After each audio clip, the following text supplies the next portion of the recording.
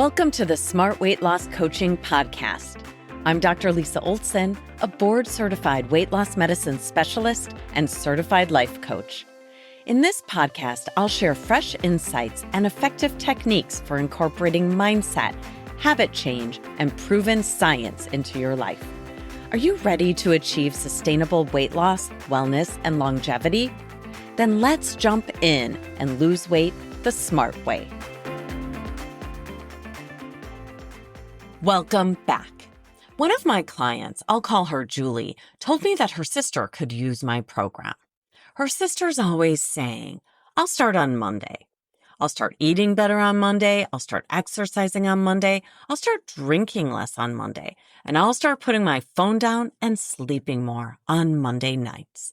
But Monday never comes, or actually when it comes, she's too busy with work or her kids, and so she pushes back the new habits she'd like to create for some future Monday that never seems to arrive. I get that. Life is busy and change is hard. And trying to form a new habit is intimidating, especially when we've tried and failed before. Of course, you know I don't consider anything we tried to be a failure, but this is how many women I work with talk to themselves before they dive into my program. I always view trying as a win, but I know many of you beat yourselves up when you try to create a new habit and it doesn't stick, or you don't even find the motivation or energy to get started.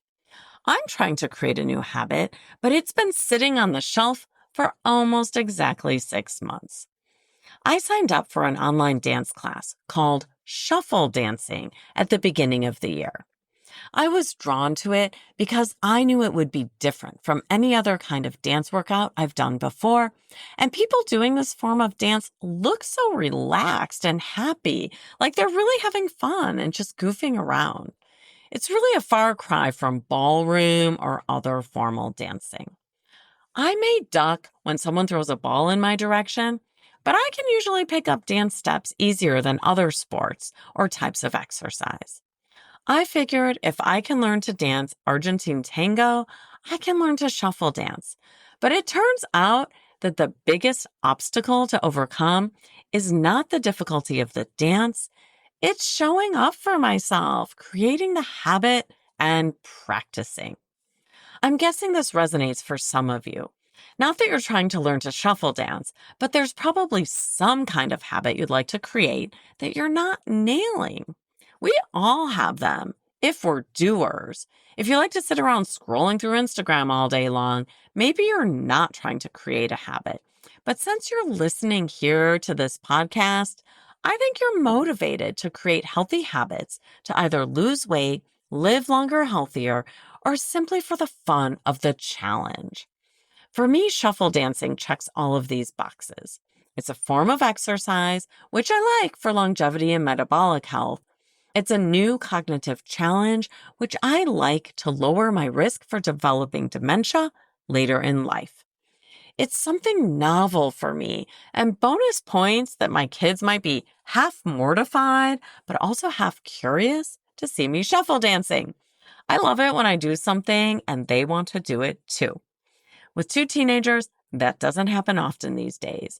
Usually whatever I do is considered awkward and extra, so I want to really double down and get good at it before they see me dancing my new dance.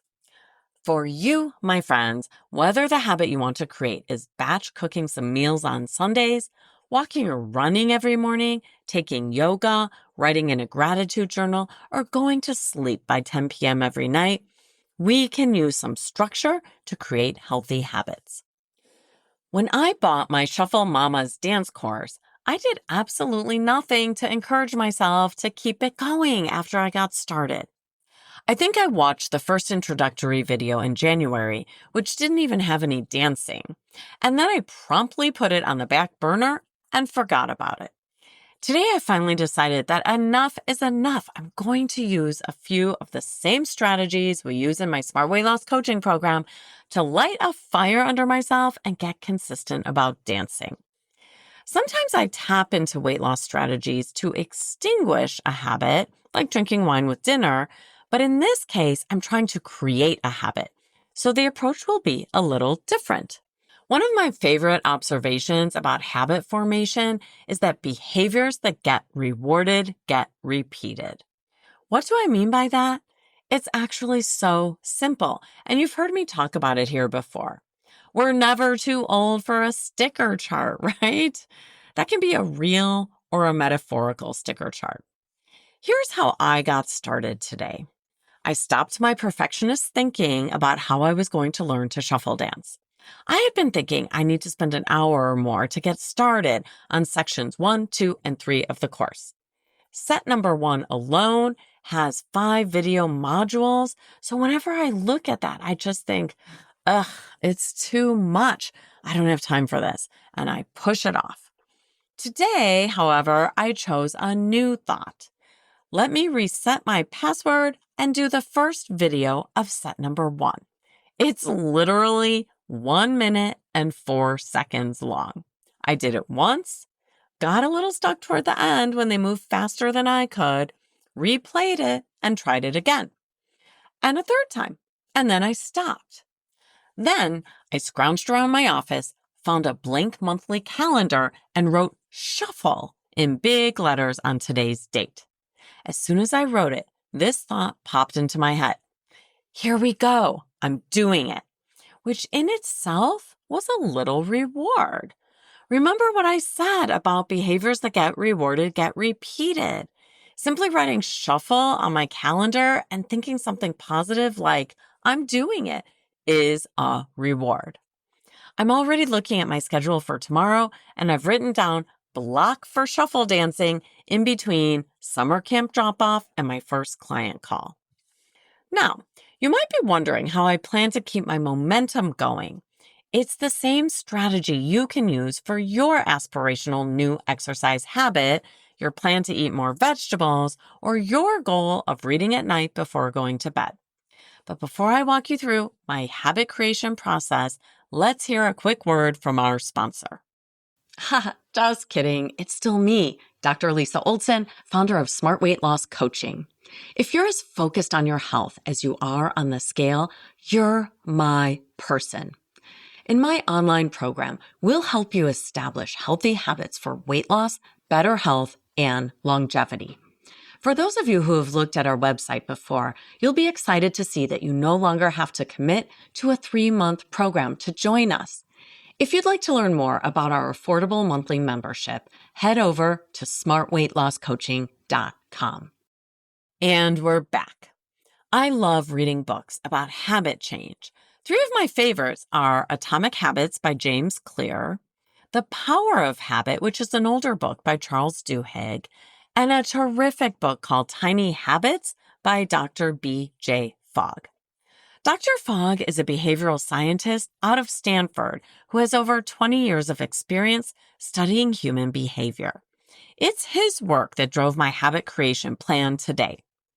When I think about why I wasn't learning to shuffle dance, more than anything, I think I just felt I didn't have time. Dr. Fogg's response to that would be that I need to make the ask much smaller. If I was thinking I needed to dedicate an hour to get started on the dance, how might I change that expectation? Half an hour? 20 minutes? Actually, I think Dr. Fogg might suggest I go way smaller. I think he'd say that a tiny habit starting point is doing 30 seconds, or maybe one of the short instructional videos each day. Again, the first video is 1 minute and 4 seconds long. That I can handle. So my tiny habit goal would be to do some shuffle dancing practice every day in the form of just one short video. I'm not going to stop myself if I want to review and practice the video more than once, nor am I going to stop myself if I get excited and decide to do more than one video. But I'm not creating an expectation that I do anything more than one short video, one time each day. Dr. Fogg's 4 steps are: number 1, identify a desired behavior. In my case, practice shuffle dancing most days, if not every day. Number 2, make it tiny. If it feels too big, go smaller. Remember, I started with an hour-long goal and I never did it. Now that my goal is one 1-minute video each day, it would feel weird not to do it. Number 3, find where it fits naturally.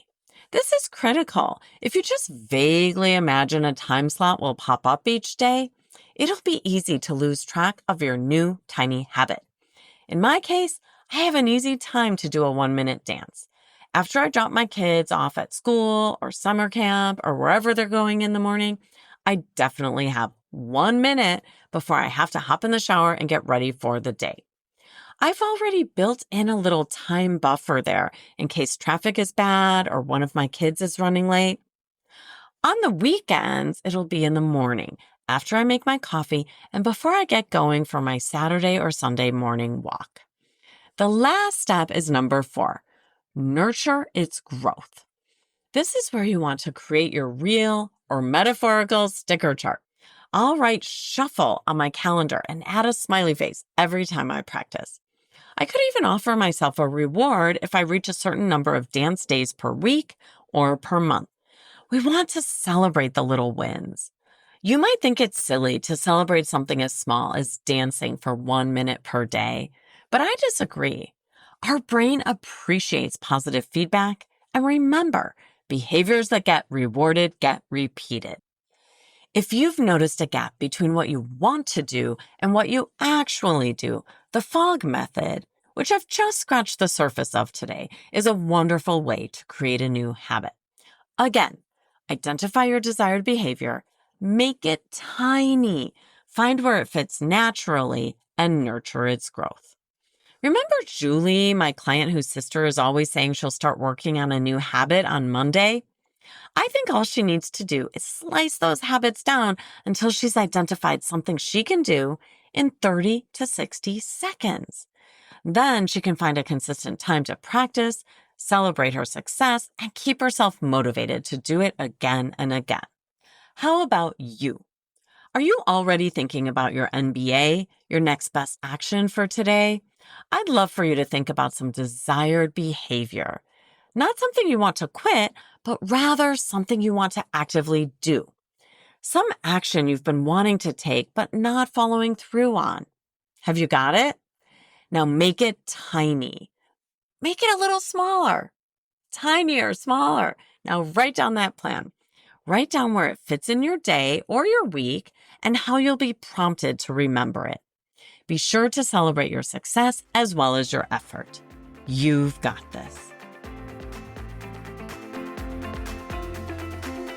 Thanks so much for listening.